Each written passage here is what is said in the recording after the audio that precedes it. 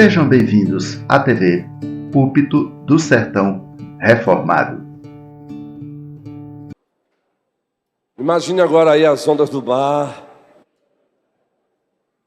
aquele barulho. Eu amo o rio, amo o mar, amo tudo. Acima de tudo, eu amo o Senhor. Beleza? É isso.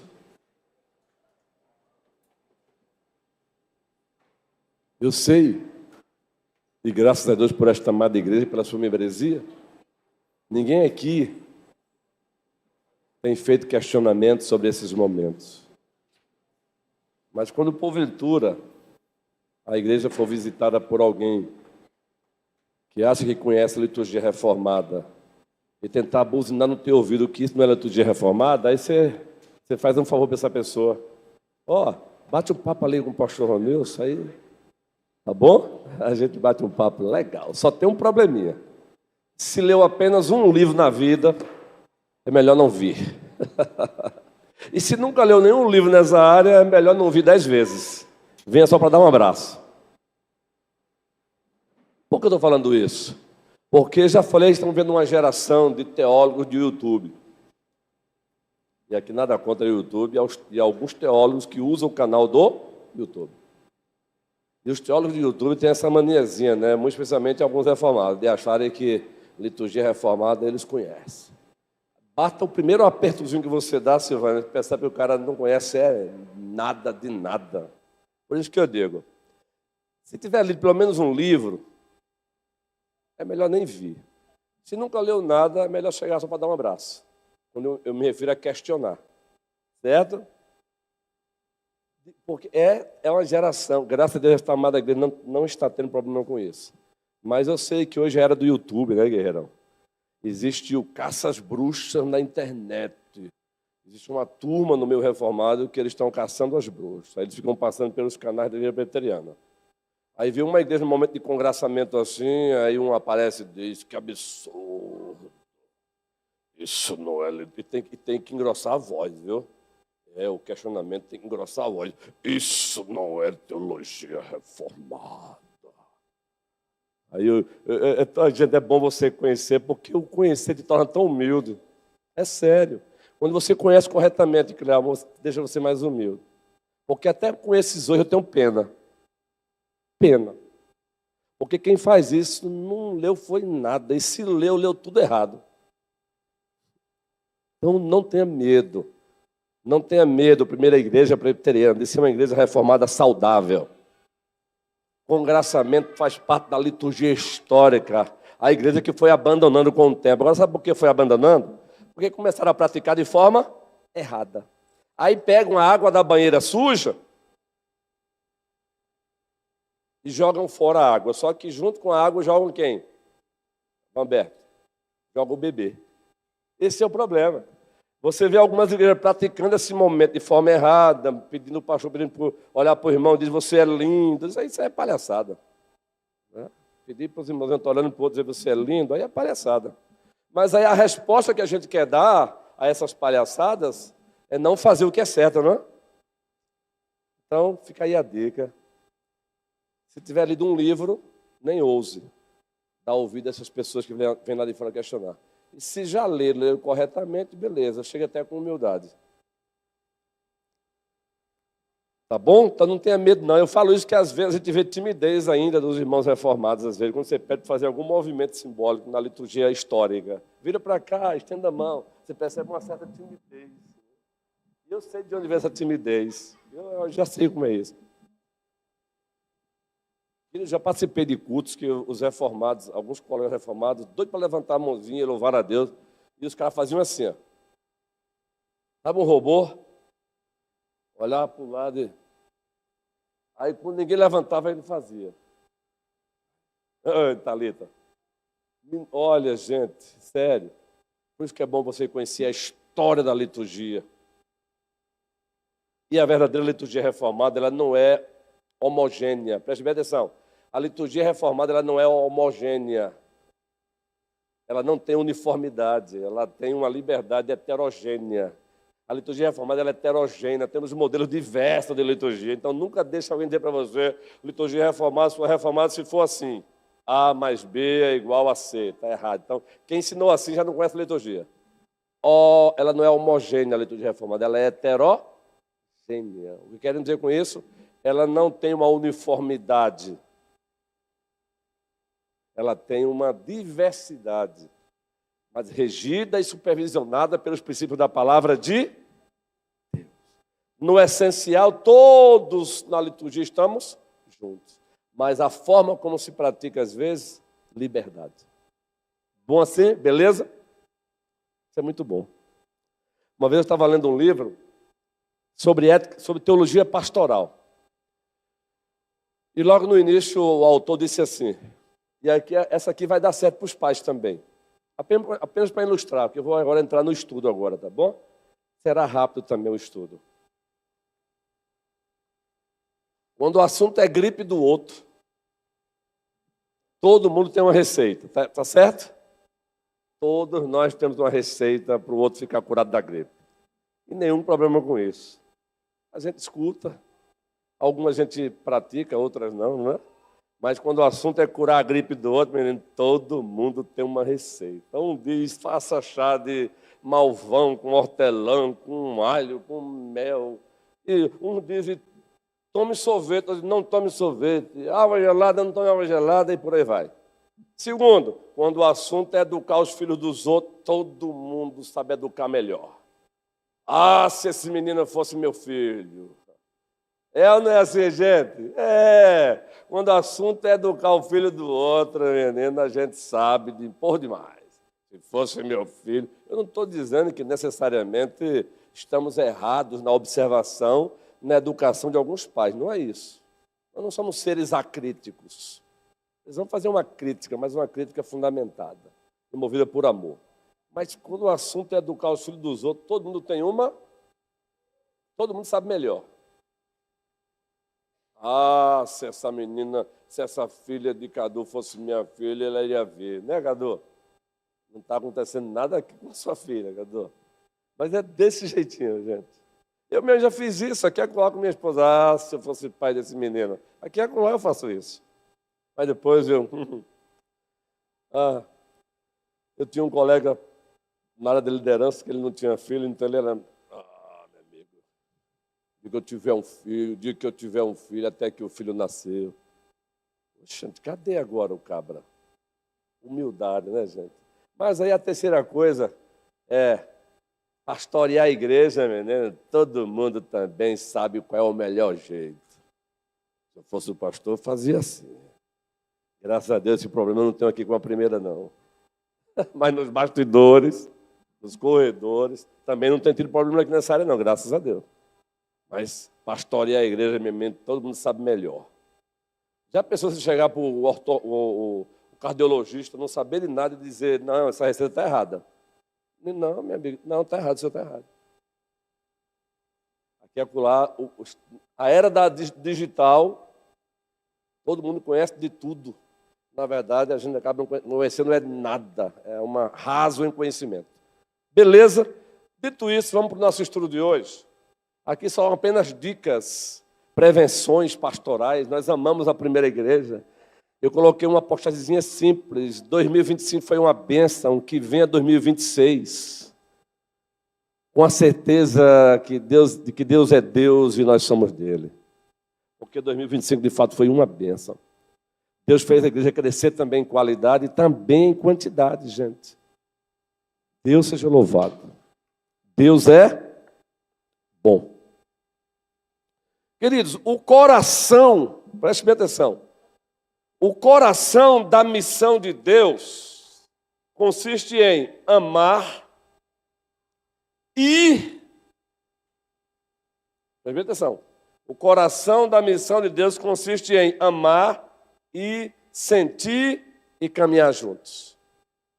Amar e sentir e caminhar juntos. Dá para gravar?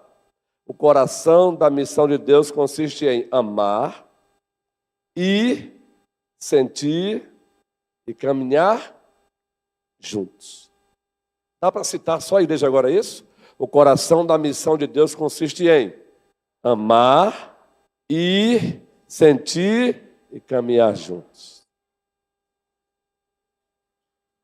De novo, o coração da missão de Deus consiste em amar, ir e caminhar juntos. Ora, já pregamos isso aqui, já lecionamos aqui, hoje estamos recapitulando, mas dentro de uma outra estrutura homilética.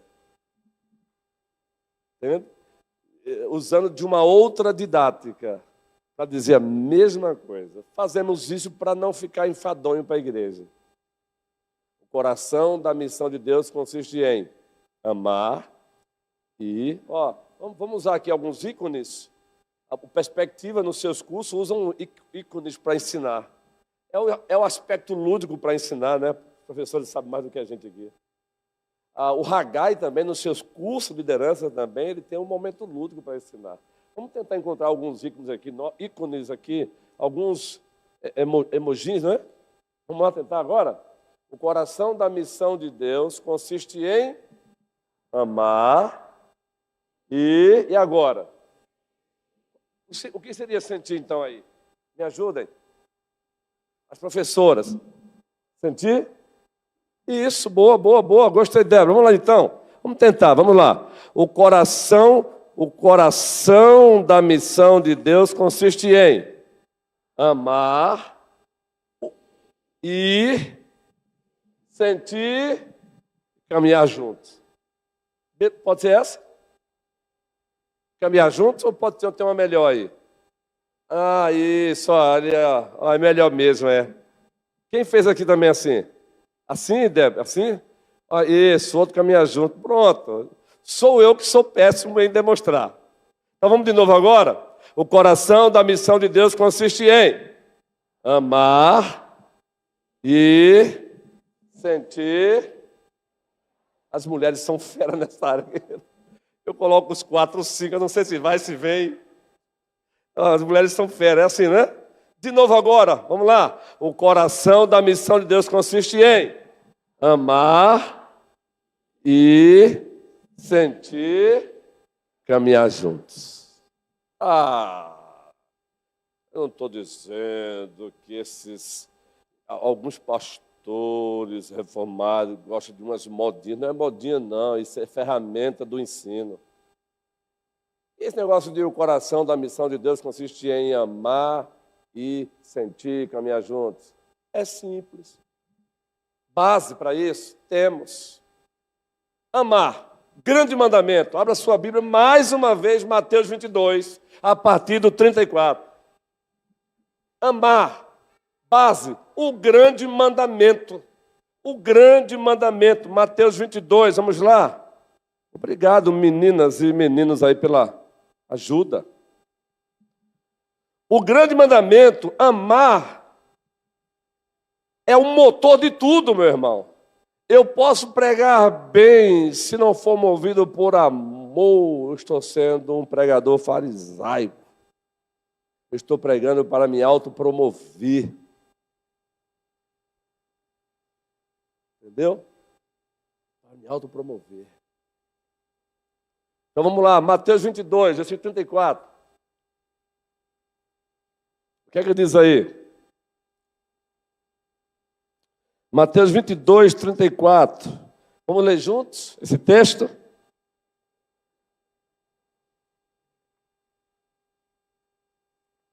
Entretanto, os fariseus, sabendo que ele, Jesus, fizera calar os saduceus, gente, o Senhor Jesus era perfeito. Sempre é e sempre será. Notaram um detalhe aí? Volte aí. Entretanto, os fariseus, sabendo que ele fizera o quê, gente? Vocês sabem quem eram os saduceus? Eu vou usar aqui o que nós chamamos de contextualização dos personagens, dos ambientes, dos conteúdos, das correntes. Os saduceus daquela época eram os teólogos liberais de hoje. Eles conheciam a lei, eles se apegavam apenas ao Pentateuco, não acreditavam nessa de anjo, de ressurreição. Quem é que hoje não acredita em milagres? Interpreta os milagres de Cristo a partir de um mito. É apenas um mito para transmitir uma verdade, os teólogos liberais. O Senhor Jesus fez calar quem? Antes. Os saduceus. Correto? Os saduceus eram um grupo religioso da época, gente. Era feito de pessoas que intelectualmente preparadíssimas, mas eram incrédulos. Teologia liberal. Não acreditavam em ressurreição, não acreditavam nessa de anjo. São os teólogos liberais de hoje também. E o Senhor Jesus fez o que com eles? Alisou? Deu um beijinho na testa? O Senhor Jesus fez o que com eles? Calou. Entendeu? Eu tenho dito aqui, quem ousa falar do que não sabe, precisa ouvir o que não quer. Quem ousa falar do que não sabe, às vezes tem que ouvir o que não quer. Por conta desse mundo digital de hoje, tem o seu lado bom, o que tem de gente querendo falar do que não sabe, meu irmão. Mas aí não querem ouvir o que não quer, né? Querem falar do que não sabe, mas na hora de ouvir, aí não querem. Vocês já ouviram falar de um livro, Cara de Pau? O livro Cara de Pau, o livro. É antigo esse livro. Eu fui presenteado pela esposa do meu colega, que Deus tomou para a glória, e ela disse assim, olha, escolha aí o livro que você quiser na biblioteca dele. Uma parte da biblioteca ficou para a igreja, lá que eu pastoreava.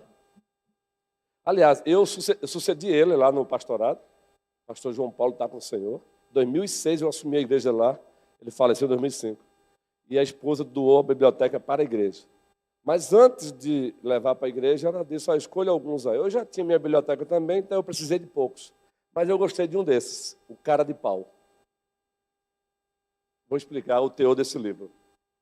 O Cara de Pau é, no aspecto da linguagem, da conversação, é o cara que não entende nada de medicina, mas ele estuda o vocabulário ali ordinário da medicina, e ele entra no meio dos médicos e começa, não, porque...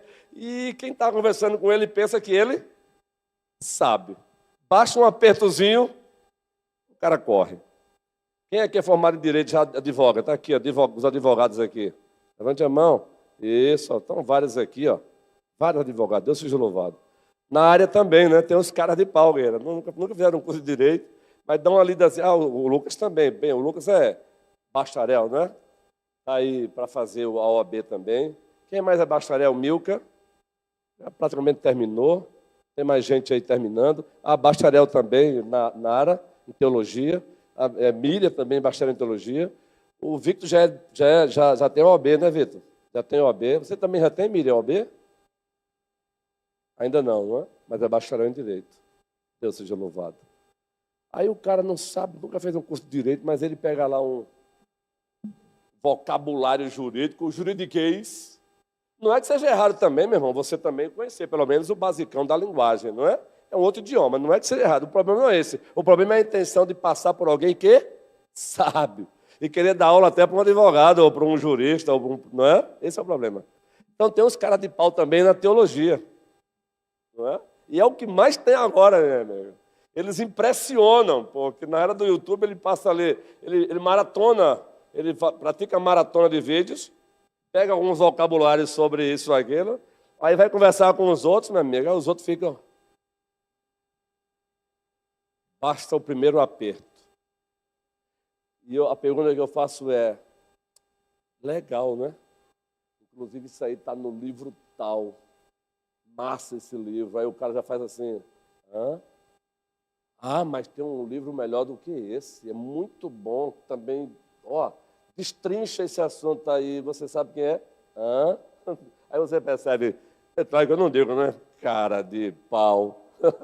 Não sabe. Você não precisa humilhar a pessoa, humilhar. Algumas perguntazinhas deixa a pessoa. Quem é que respondia sempre com pergunta quando perguntavam a ele?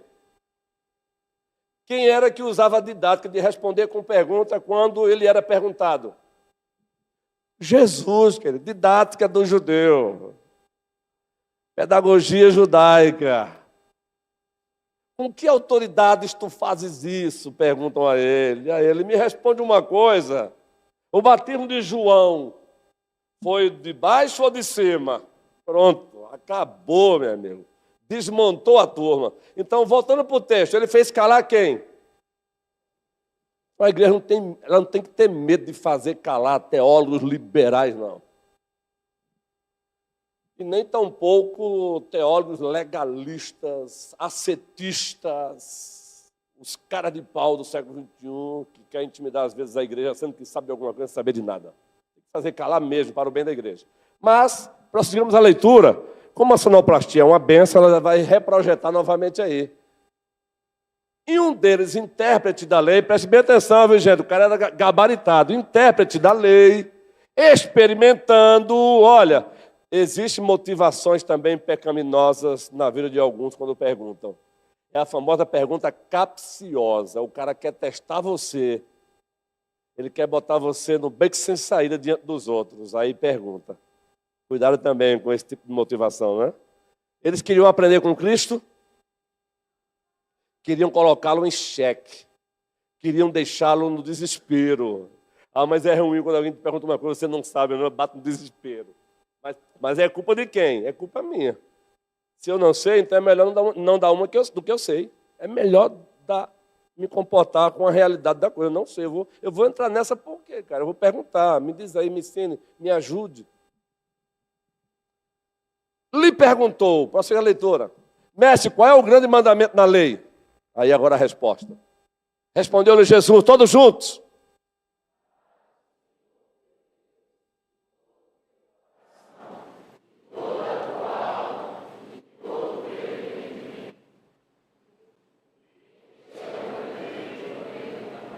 Aí ele continua. Semelhante a este é.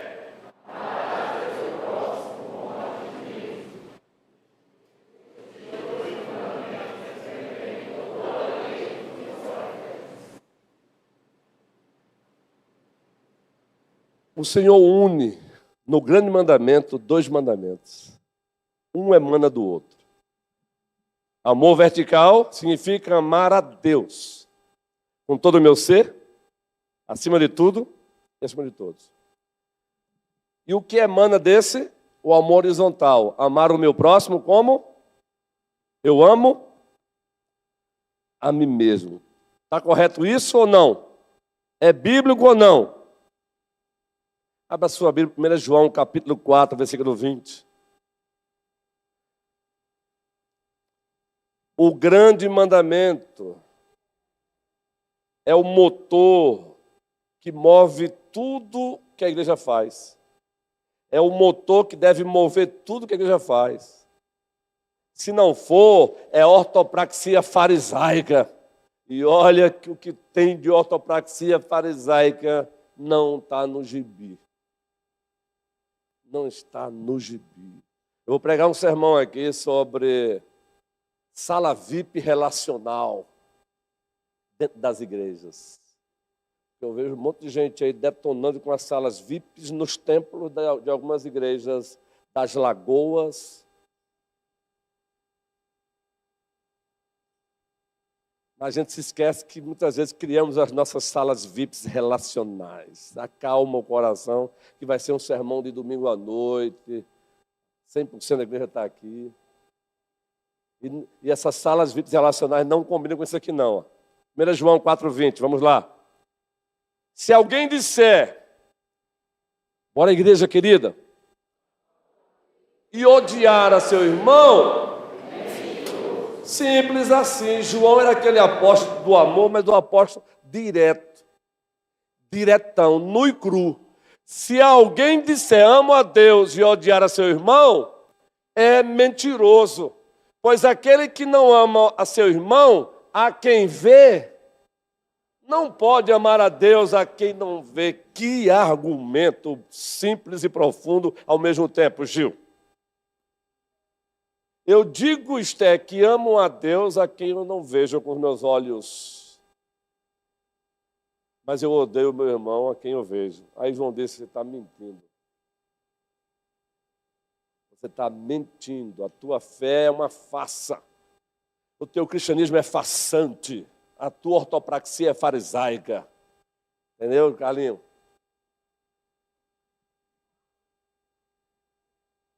Então, o amor vertical e horizontal é o motor que deve mover tudo que a igreja faz. Tudo, tudo, tudo. Eu vou pregar uma série aqui sobre o decálogo. A prática do decálogo, uma expressão do amor.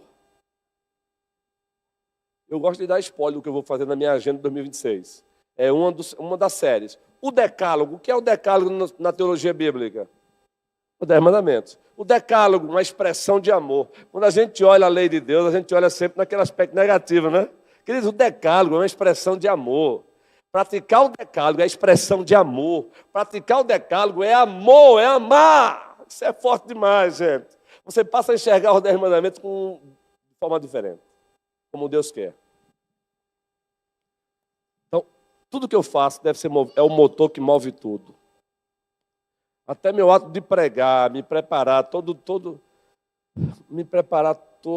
sexta-feira não, porque eu particularmente digo para vocês que eu vivo fazendo sermão, Eu tenho um momento de pegar os comentários bíblicos, ler os textos, pesquisar os livros de grego, de hebraico, de exegetas, os especialistas, ver o que outro pastor já pregou sobre isso e falou sobre aquilo. Mas também eu preparo o sermão dirigindo, pedalando, caminhando. O tempo todo assim. Estamos o tempo todo pegando sermão. E nessas idas, nessas vindas, nessas voltas, eu estou o tempo todo dizendo, Senhor, livra-me de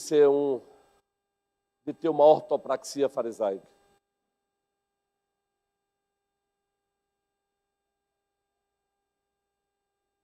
Porque é fácil a gente se esconder dentro de uma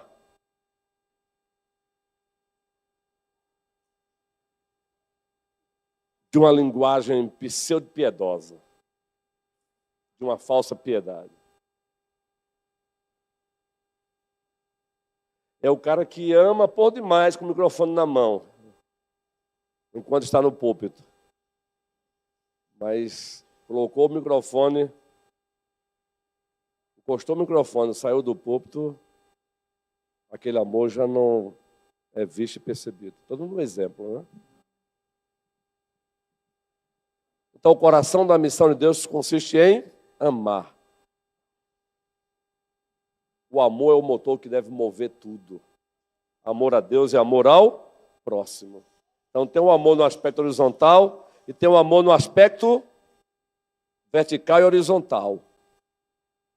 O grande mandamento revela o caráter de Deus. 1 João 4,8, Deus é... O grande mandamento revela o caráter de Deus. Aí vejam, o decálogo revela o caráter de Deus. Vocês estão entendendo isso agora? O link. O grande mandamento revela o caráter de Deus. Então, se eu digo conhecer a Deus, uma evidência de que eu conheço é refletir o caráter dele, amando. Amando o Kennedy, amando o Virgílio. Agora, é amando o Kennedy real e não o Kennedy ideal. Aí também é demais, pastor. Peraí. Explica pra gente aí. Amando o Kennedy real e não o ideal. Eu vou explicar. Muitas vezes eu corro o risco de odiar o Kennedy real, porque eu estou esperando que o Kennedy ideal, que só vai acontecer com a volta de Cristo, aconteça agora. Como o Kennedy ideal do escatom, do ainda não, ele só vai se manifestar quando o Cristo voltar, aí eu começo agora a não ter simpatia pelo Kennedy real. É o Kennedy do já, mas do ainda não. Ele já é filho de Deus, mas ainda não na sua plenitude. Ele já nasceu de Deus, mas ainda não na sua plenitude a manifestação. Então eu passo a amar mais o Kennedy ideal, aquele que vai ser manifestado quando o Cristo voltar, do que o Kennedy real, que ainda carrega pecado, rachaduras no seu ser. Isso acontece muito hoje dentro do nosso relacionamento, queridos. A gente começa a sentir antipatia pelo outro porque a gente quer que o outro seja o outro do ideal de Deus que virá. Um pastor escreveu um artigo para os pastores. Pastores, cuidado, para não amarem mais a igreja ideal do que a igreja real. No processo de vocês amarem a igreja ideal, começa a odiar a igreja real. A igreja real é feita de gente que ainda peca, falha. Entenderam agora a ideia de ideal e real? Débora, eu posso amar, eu posso projetar em Débora a Débora ideal que virá. Mas na medida que eu olho para a Débora ideal que virá, isso entra em choque com a Débora do real, que ainda está no processo.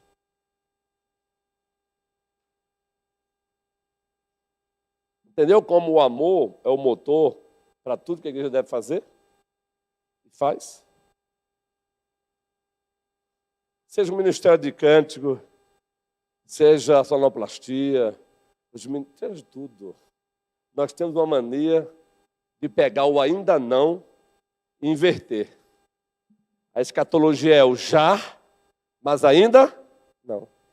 Eu já sou o Filho de Deus, mas ainda não foi manifestado a plenitude dessa filiação, que é a perfeição.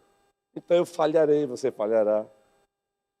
O problema é que a gente tem amnésia para os nossos pecados. A gente sofre de amnésia quando o assunto são os nossos pecados, mas quando é o pecado do outro, a amnésia foge. Enquanto eu estava preparando um dos sermões temáticos, Sala VIP nos relacionamentos eclesiais, caminhando pela orla, eu estava falando com o Senhor, dizendo, Senhor, como a gente, e aqui com todo respeito, quem sofre de miopia, de ambliopia, de estigmatismo, tudo mais. Eu tenho miopia, ambliopia, tudo que a visão é. E eu falava, e eu peguei um gancho de Senhor, quando o assunto é chegar ao pecado do outro, a minha miopia desaparece rapidinho, Senhor. Eu falava isso com o Senhor, caminhando e falando. Quando o assunto é chegar ao pecado do outro, a minha ambliopia também desaparece, Lucas. Quando o assunto é chegar à falha do outro, eu não tenho mais estigmatismo. Mas quando o assunto é olhar para dentro de mim mesmo, enxergar o meu próprio pecado, aí a miopia parece que ela se avoluma. Entenderam agora o jogo de palavras? A metáfora, a analogia. Quando o assunto são as minhas falhas, aí a ambliopia ganha força, aí eu sofro de cegueira. Ora, foi isso que Cristo disse. Por que vês tu o argueiro que há no olho do teu irmão e não reparas na trave que está no teu? Foi isso que ele disse com maestria. Ninguém jamais dirá como ele disse. Agora hoje, pela graça comum, ele também nos oferece essas analogias, esses símiles, essas metáforas, essas comparações, essas referências do mundo biológico, da oftalmologia, da cardiologia e de toda a logia que exista como fruto da graça comum. Então, quando você começar a olhar para o outro, olhe mesmo. E se enxergar o argueiro no olho do outro, enxergue mesmo. Mas na hora de olhar para dentro de si também, olhe e não venha com a desculpazinha de miopia, de ambliopia, de estigmatismo. Uma vez eu falei para uns colegas pastores, quando o pecado é o outro que está fazendo, aí é pecado. Mas quando aquele mesmo pecado que o outro está pecando é praticado por mim, não é pecado. Ricardo Gondim, nos seus tempos áureos, hoje eu não mais o indico. É um teólogo liberal, marxista, tudo deísta que não presta. Mas quando ele escreveu esse livro, ele ainda estava bem ainda. É proibido. O que a igreja diz que é pecado e Deus não, e o que Deus diz que é pecado e a igreja, não. E aí eu criei um outro sermão também nessas caminhadas minhas temáticas, tudo para 2026. O tema Cristianizando o Pecado. Um dos sermões é salas VIPs relacionais dentro da igreja. O outro é Cristianizando o Pecado. Anote aí e aguarde 2026. Como assim, pastor? Cristianizar o pecado. Como assim? Me explica para a gente aí. Então eu vou explicar na linguagem de Isaías, mas é quando eu chamo o mal de bem, o bem de mal. Eu começo a vestir pecados com as indumentárias do cristianismo, com as vestes do cristianismo. Quando eu começo a chamar, por exemplo, a acepção de pessoas de prudência, não, eu estou sendo apenas prudente. Nada, conversa, eu estou praticando a acepção de pessoas, mas eu quero me enganar. Eu estou dizendo para mim mesmo, para minha alma, que é prudência, a prudência dos infernos, mas não de Deus. Entende o que é cristianizar o pecado? O outro é se acovarda diante da injustiça e diz, não, essa sabedoria.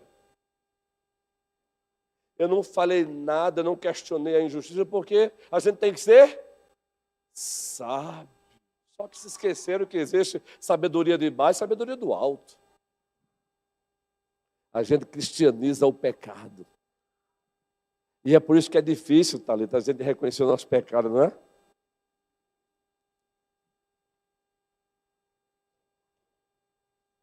Salas VIPs. Eu estou ansioso para que chegue o dia para pegar esse sermão, porque eu já preguei para mim, viu, gente? Eu me confronto frequentemente, minha esposa sabe que agora ela me encontra balbuciando sozinho dentro de casa. Aí ela pergunta, falando o que foi. Aí ela fala assim, lá da cozinha, oi, está falando comigo? Eu falei, não, estou falando com minha própria alma. Quem é que faz isso? Eu estou lá sozinho na biblioteca. Depois de ler um capítulo de um livro da Bíblia, aí eu começo a falar sozinho. Aí ela, está falando comigo? Eu falei, não, é comigo mesmo. O motor que deve mover tudo que a igreja faz é o amor. É o amor que deve fazer a igreja. E agora primeiro, o ícone, amar. Agora, é esse amor que deve mover a igreja para o ir. Mateus 28, abra a Bíblia. O ir.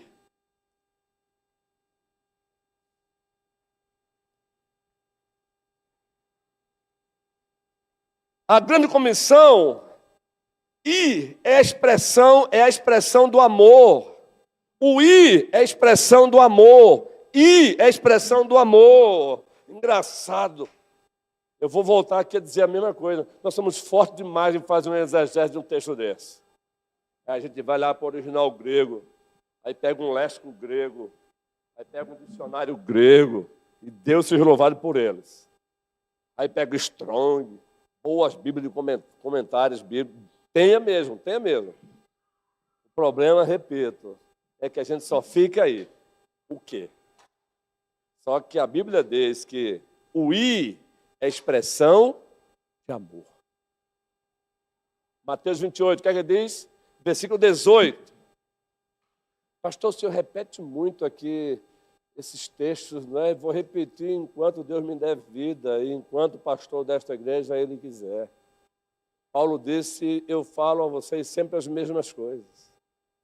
Porque o problema da igreja muitas vezes não é falta de conteúdo e conhecimento, é falta de prática. É prática. Prática. O que é que diz Mateus 28, 18?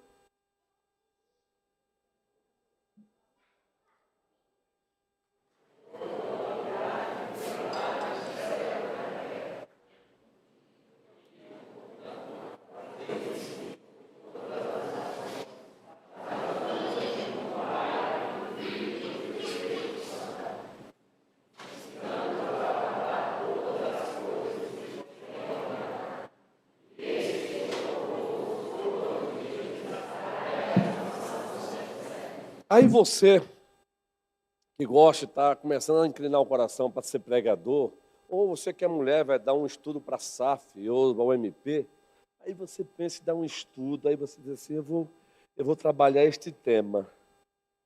O amor, a causa da grande comissão, ou a causa da prática da grande comissão. Aí você diz, sim, mas como eu vou fazer a transição do Mateus 22, que diz que amar a Deus com todo o meu ser, acima de tudo, acima de todos, paráfrase, qual é o link, qual é a transição que eu vou usar para Mateus 28 e afirmar que o I é a expressão de amor? Aí você que já tem uma caminhada boa de leituras, aí você vai se lembrar, porque o Espírito Santo vai iluminar você, vai trazer à tona. João 14, 15 e 21, abra a Bíblia. Esse é o texto de transição, é o texto que vai fazer você dar um pulo de forma maravilhosa para Mateus 28. É o texto que faz o link para você afirmar que I é a expressão do amor. O I é o cumprimento do grande mandamento. João 14, 15, salvo engano, depois João 14, 21. Vamos ver se é isso mesmo? Vamos ler juntos? João 14, o Evangelho, versículo 15. Vamos lá. Sonoplastia abençoadíssima, que Deus vos abençoe. Encontraram aí? João 14, 15. Isso, toda a igreja. Aí você coloca logo na transição do grande mandamento para a grande comissão, aí você pega João. Aí uma dica aí para os que estão com o coração inclinado para dar um estudo para a SAR, para a UMP.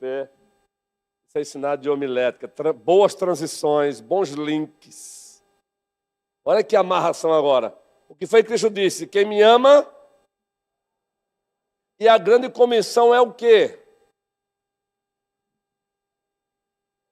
É uma grande sugestão? Não. A grande comissão também. É um grande mandamento, é um grande imperativo. A grande comissão é um grande imperativo. Então ele diz, quem me ama, guarda. Agora o guardar aí é o quê? Praticar. Sinônimo guardar. Não é botar memorizar não, viu?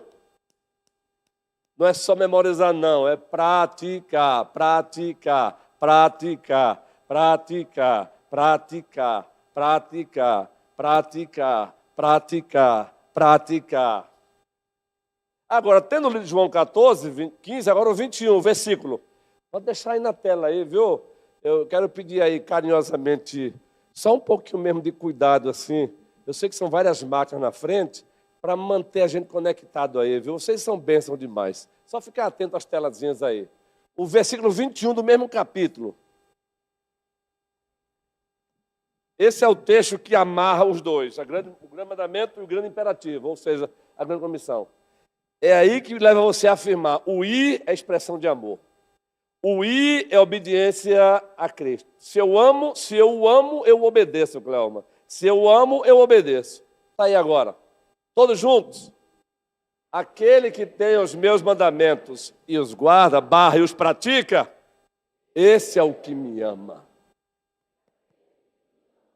Amado por meu Pai. E eu também o amarei e me manifestarei a Ele. Que promessa! Agora Mateus 28. Entendido isso? Aí vocês percebem que vocês vão ler a grande comissão de forma diferente. Vocês vão perceber aí o grande imperativo de forma diferente. O grande imperativo é a expressão, a prática do grande imperativo, que é o que nós chamamos de grande comissão, é a expressão de amor a Jesus. Se eu amo, eu vou. Se eu amo, eu vou. Se eu amo, eu vou. Eu vou ao encontro do outro para ser luz na vida do outro. Eu vou ao encontro do outro para evangelizá-lo, para levá-lo até Cristo. Vamos ler junto Mateus 18 agora, 28. Jesus, aproximando-se, falou-lhe dizendo, toda autoridade ou poder me foi dado nos céus e na terra. Aí agora tem uma conjunção conclusiva. Portanto, ide fazei discípulos de todas as nações, batizando-os em nome do Pai, do Filho e do Espírito Santo, ensinando-os a guardar todas as coisas que vos tenho ordenado. Eis que eu estou convosco todos os dias até a consumação do século. Ah, pastor, mas isso eu já sabia, eu já sei. A pergunta não é essa, se você já sabia ou não sabe. Se tem uma coisa que as igrejas reformadas sabem, é isso. A questão é, você está praticando? Esse é o problema. Não é, Débora? Você está praticando?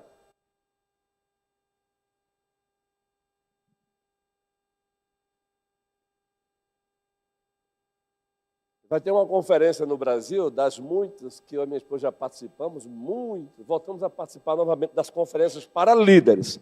Não confunda a consciência cristã com conferência para líderes. São conferências específicas para eles. 2026 vai ter uma com o título Ser Valente. Vai ser num estado aí do país. Ser Valente. Voltaram para pastores e líderes. Aliás, o valentes do Senhor. Não é ser valente, é valentes do Senhor. Os valentes. Baseado lá nos valentes de Davi. E aí, quando eu vi a temática, me empolguei muito. Quando eu contemplei o tema, o anúncio, eu tinha acabado de chegar de uma conferência de São Paulo, Campinas. Mas aí eu fiz uma reflexão. Peraí, mas eu não vou esperar 2026 para ser esse valente. Vou? Vocês entendem onde eu quero chegar, gente? Entenderam agora onde eu quero chegar? Eu vou esperar 2026 para ir para essa conferência, eu pretendo ir, para eu ser o valente hoje, que Deus quer que eu seja. Eis aí o problema. O problema não são as conferências, elas são bênçãos. O problema é que vamos maratonando conferências, mas essas maratonas de conferências não têm levado a igreja a praticar. E a culpa não é das conferências, nem dos conferencistas. Estamos como os atenienses, apenas em busca de grandes oradores, e postar nas nossas redes sociais a foto que tiramos com eles. Tire, eu também posto. Mas vocês entenderam onde a gente pode parar? Não confunda a verdadeira espiritualidade com quantidade de conferências que você participou. E, por favor, vou repetir. Se tem alguém aqui que já participou de 1 trilhão de conferências, é isso que vos fala. Enquanto tiver vida e grana, irei. É bom e é necessário. Abençoa você, abençoa a igreja. O problema é que eu pergunto às vezes, dessas tantas que você já foi, o que mudou na tua vida, na tua relação com Deus, com a igreja, na prática? Você tem sido luz? Essa mensagem que é maravilhosa mesmo que você ouviu, ela tem mudado o que você hoje? Ou é só para dizer...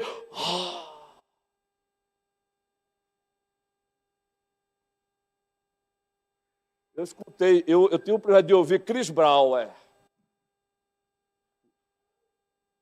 dos Estados Unidos da América do Norte. Ele é conhecido lá como um grande comunicador do evangelho no aspecto narrativo. Ele usa a narrativa para anunciar o evangelho. Ele dá aula até nas faculdades para os PhDs, mesmo sem ter PhD. Porque Deus deu esse dom a ele mesmo. Chris Brown, Não, o cara tem um jeito de enunciar um sermão que você fica assim, Deus deu a ele. Agora, o problema é que eu não posso ficar toda hora, Chris Brown, mas e o que Chris Brown disse? Tem mudado o que em mim? Estamos entendendo, queridos? Eu também tirei foto com eles. Eu também postei foto com eles. É muito gostoso. O problema é o que Chris Brown ensinou lá tem mudado alguma coisa em mim? Entende agora? O que Chris Brown ensinou lá e foi algo maravilhoso, porque Deus deu a ele aquele talento. Assim como tem dado alguns pastores maravilhosos no Brasil. O problema é, quem tem escutado esses homens tem mudado em quê? Tem amado mais? Mais humilde? Mais sensatez? Ou pura arrogância de achar que houve grandes pregadores? A gente pode cair numa hipocrisia dessa. Entende? A gente pode cair numa hipocrisia dessa. Queridos, esse problema não é de hoje não, é de ontem. Qual é a exortação que Deus faz à igreja em Corinto? O que é que estava acontecendo em Corinto, igreja que Paulo plantou no Senhor e palavra do Senhor? Vocês sabem, vocês conhecem a Bíblia. Um dos problemas daquela igreja, qual era, gente? A primeira carta, vamos lá, narre aí, um dos problemas gravíssimos. Eu prefiro Paulo. Ele mesmo que cita isso. Outros disseram, eu prefiro Apolo.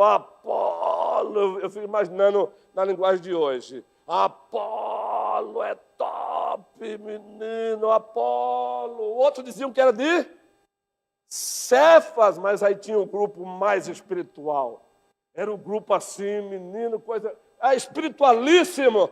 Nós somos, com a gente não é essa não. Não somos nem de Pedro, nem de Paulo, nem de ninguém. Nós somos É com essa turminha que temos que tomar mais cuidado. Essa espiritualidade vazia, mas aparentemente verdadeira. Nós somos Cristo. Foi a turma pior, que mais maltratou Paulo. Quem mais maltratou Paulo foi a turma, nós somos de Cristo. Lá, queridos, lá. Cuidado para a gente não se tornar idólatras. Aí Paulo diz, ei, quem é Paulo? Quem é Apolo? Apenas servos por meio dos quais vocês vieram a crer. Fomos apenas instrumentos. Eu plantei, Apolo reglou, mas quem deu o crescimento foi o Senhor. Eu já preguei uma mensagem lá no Cabo sobre, e aqui me perdão aos que sofrem clinicamente de obesidade e aqueles que sofrem clinicamente de anorexia. Há esse quadro clínico hoje, algumas pessoas, solidariedade a elas. Mas apenas como analogia. As igrejas reformadas têm uma tendência para sofrer de obesidade teológica. Ela se debruça e tem continuamente no conhecimento, bons livros, bons teólogos, mas é uma obesidade. Por que eu chamo de obesidade? Porque ela come de teologia, come, mas ela não faz uma caminhada chamada prática. Ela não caminha, a caminhada prática, ela não faz uma maratona de 100 metros, ela não faz uma maratona não, né? Maratona não tem maratona de 100 metros, mas ela não faz uma corrida de 100 metros, ela não faz uma maratona de 10 metros, ela vai sofrendo de obesidade teológica, todo mundo com um cabeção desse tamanho, ó, mas o coração sofrendo de atrofia, coração gelado, frio, apático, para não dizer antipático. Mas do outro lado, nós temos as igrejas que sofrem de anorexia, não tem Bíblia, não tem teologia, mas aí não está o problema nosso. É que a gente fica o tempo todo olhando para essas igrejas que sofrem de anorexia espiritual, de não é? Não tem Bíblia, não tem teologia. E a gente fica se gabando. Mas tanto a anorexia mata, como a obesidade também mata. Uma igreja que sofre de anorexia bíblico-teológica está no processo de morte, mas uma igreja que está sofrendo também de obesidade teológica, muita informação bíblica teológica sem praticar, ela também está no processo de morte. Eu já vi igrejas locais extremamente teologicamente reformadas morrerem, só não tiveram coragem de enterrar. Não apareceu ninguém que tivesse coragem de botar dentro do caixão e botar no sepulcro. Estão mortas. Mas se você perguntar quem está lá ainda, o defunto lá da igreja, se perguntar quem está lá vigiando o defunto, não. É porque a igreja não cresce porque ela prega a verdade. E as pessoas não querem mais ouvir a verdade. Aqui nós não somos visitados porque a nossa liturgia é reformada. Como assim? Não, bateria. Os puritanos não tinham bateria. Os puritanos não tinham teclado. Mas espera aí, quem é a palavra de Deus para mim? É os puritanos? E aqui eu sou de tradição puritana, viu? Mas não confunda as coisas, não ler os puritanos. Mas quem é infalível, os puritanos ou a Bíblia? Eu sou de tradição puritana, viu? Mas isso não tem a ver com puritanismo, não. Não, a igreja não é visitada porque a gente aqui tem uma liturgia que leva Deus a sério, é teocêntrica. Aí me explica aí, o que é ser teocêntrico? Não, nada pode ser voltado para o homem, é tudo para Deus. Ah, é? Então fala o seguinte, não lê os salmos. Como assim? Os salmos que vocês às vezes fazem leitura, não leiam. Porque o salmo é a anatomia da alma do homem a partir de Deus, dirigida a Deus. Você vai encontrar o salmista que é acolá dizendo, esqueceste de mim, Senhor. Como a costa suspira pelas correntes das águas, assim a minha alma suspira por ti, ó Deus, quando irei e me verei perante a face do Senhor. O ir é expressão de amor. Você está indo? Você está indo?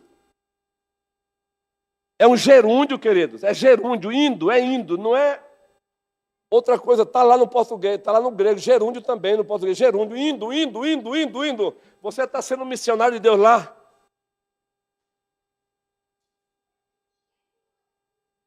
Terceiro, caminhando para o encerramento, liberar vocês. Amor, amar e o terceiro?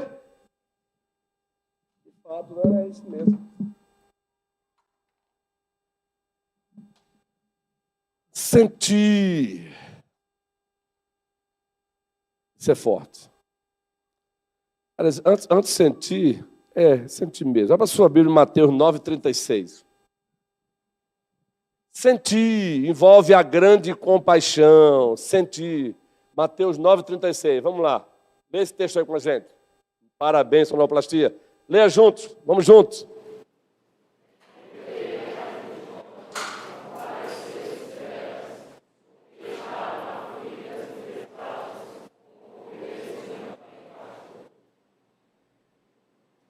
Forte, né, Cleuma? Forte. Quem é que olha para aquela multidão? Quem está olhando ali para a multidão, segundo o texto? O Verbo encarnado. E ali, gente, tinha gente, cada um seu pano de fundo familiar, histórico, geográfico, gente ferida, machucada, gente com raiva da vida, gente de todo jeito ali. Mas diz o texto que ele olha, como é que ele olha?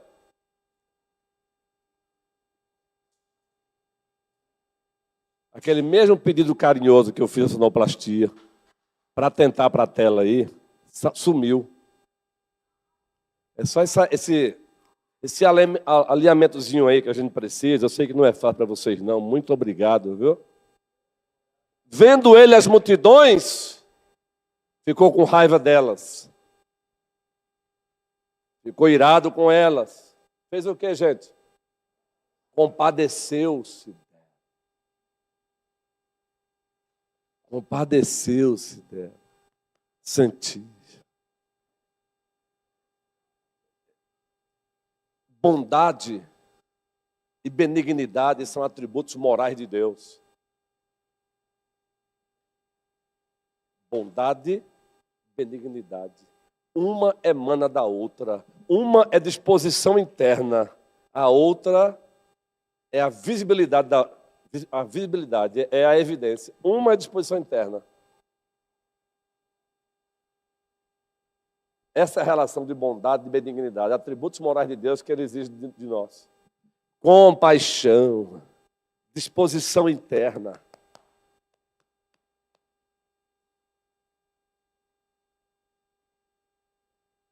Entende? Se aquele que está em Cristo deve andar como ele andou, como é que devemos olhar para o outro, para o próximo?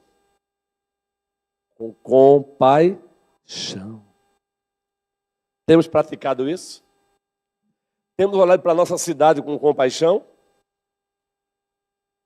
Olha, tantas ideias na minha mente quando chega o final do ano para levar a igreja a praticar. O como. Orar pelos lojistas da cidade, nada novo para vocês. Vai tirar um dia uma caminhada de oração no centro e parar na frente de cada loja e orar por eles. E se tiver a oportunidade de chamar o gerente para pedir a ele 1 minuto para orar por ele.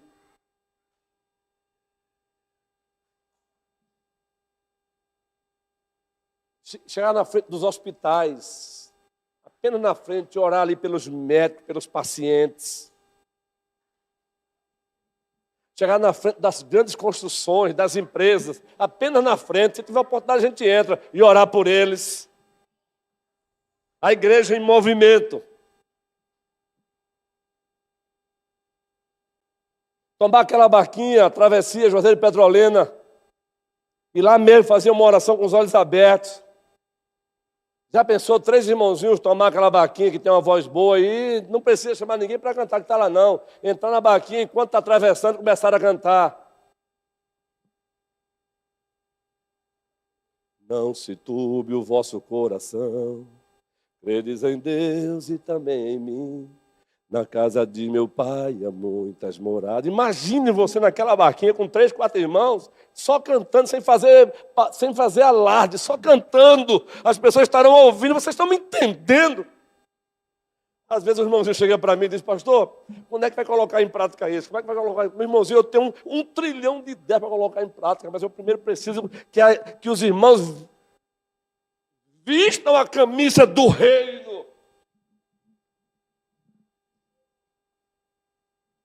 tantas ideias boas.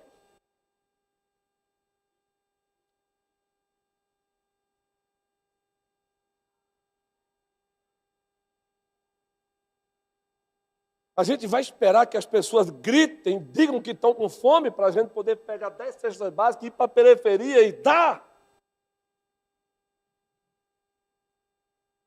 Claro, eu sei, cuidado com o assistencialismo, sim.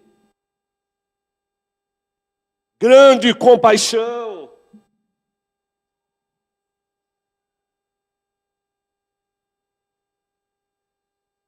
Para encerrar de vez, o último, não vou nem aprofundar isso aqui não. Qual é o último agora?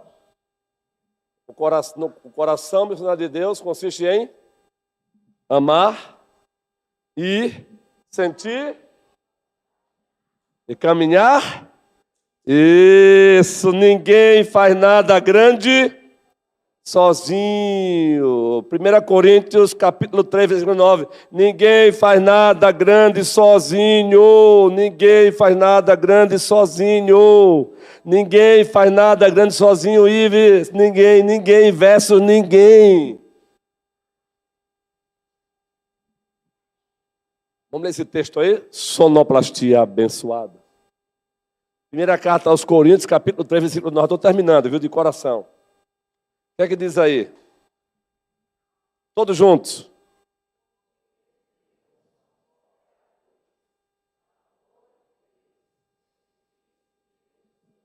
Porque de Deus somos cooperadores.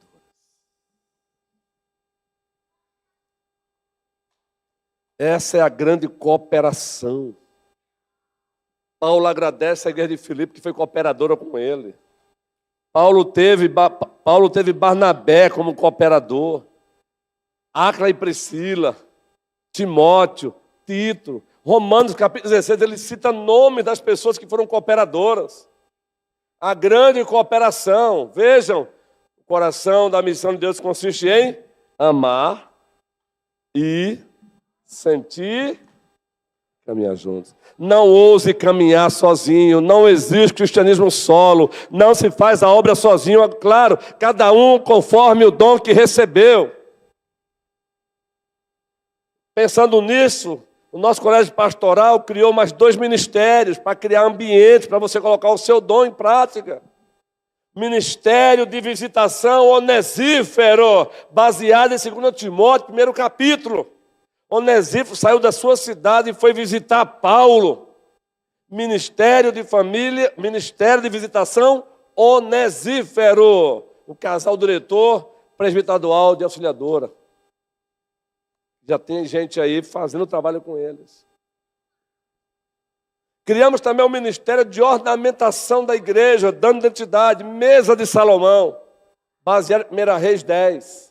A rainha de Sabá elogiou até a mesa posta de Salomão. Elogiou como os servos trabalhavam. Casal diretor Joel Cidivo. Então, quem tem dom nessa área, se ofereçam. O ministério de Zaqueu vai ser repaginado agora. E aqui, carinhosamente, uma observação bem carinhosa. Nós estamos abertos a ideias, a dicas e outras coisas mais. Mas, gente, são tantas ideias que primeiro precisamos colocar em prática que já temos. Então, queremos pessoas para servir. Aqui é Colau, que tem gente para dar ideia, mas quando você mesmo diz, e aí, topa você cabeçar isso? Ah, não, eu não posso. Eu só trouxe a ideia, então guarde-a para ti. Guarde-a para ti. Porque se a questão é a ideia, minha amiga, eu tenho 1 trilhão aqui na minha mente. Se a tua ideia é boa e você topa encabeçar, vamos lá para cima? Não, quem dá a ideia... Ah, mas eu não posso. Ah, é? Cara... Não, não usa essa expressão, não. Eu ia dizer cara pálida. Mas não é bom. Então, que o Senhor nos abençoe, que o Senhor nos ajude. Bora! 2026 está logo ali. Vamos ganhar e edificar o maior número possível de pessoas para Cristo. Não é para mim, não, é para Cristo, viu? Não é para mim, não, é para Cristo. Vamos ganhar e edificar o maior número. Pare da boca grande. Aqui não tem ninguém com boca grande, não, não é? A gente precisa parar de ficar com a boca grande e abrir a boca para anunciar o Evangelho. Nada de abrir a boca para amaldiçoar, para críticas baratas, é abrir a boca para anunciar o evangelho do Senhor Jesus Cristo. Abra a boca para encorajar, abra a boca para abençoar, abra a boca para dizer, estamos juntos no Senhor e para a glória do Senhor. Que o Senhor nos abençoe hoje e sempre. E daqui a pouco, abra a boca e coma o seu feijão, o seu arroz, para 18 horas estarmos aqui. Fiquemos de pé. Tem aniversariante hoje, não é? De casamento, Kelsey e Cíntia.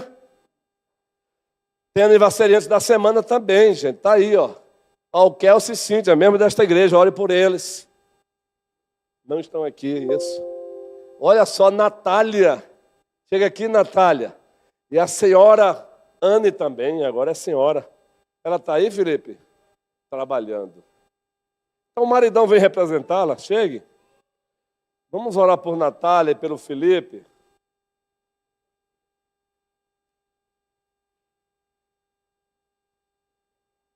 Ives, faça a oração aqui. 2026 vai ser diferente, mais ainda, guerreirão.